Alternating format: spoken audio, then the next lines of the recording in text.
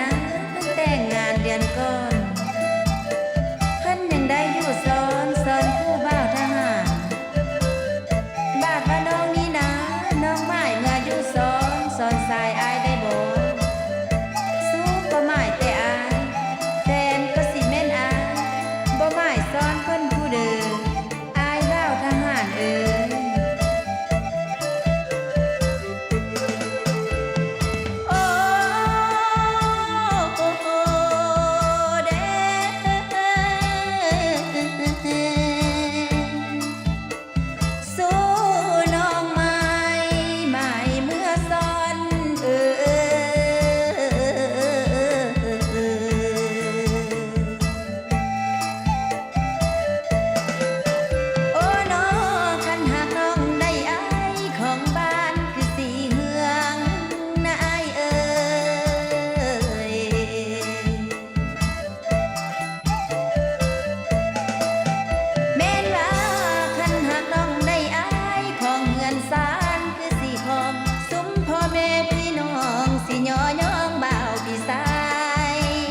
คนไข้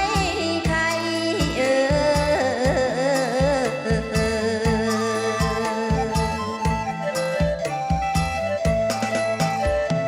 โอ้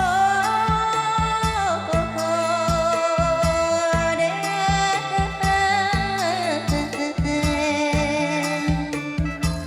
สู้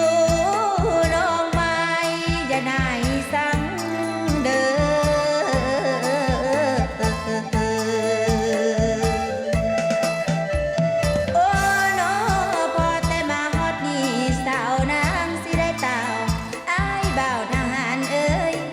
สนใจผู้สาวให้อายมาเอ่ยเว้า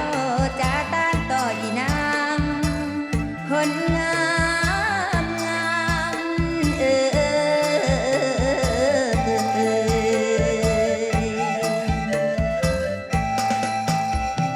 ว่า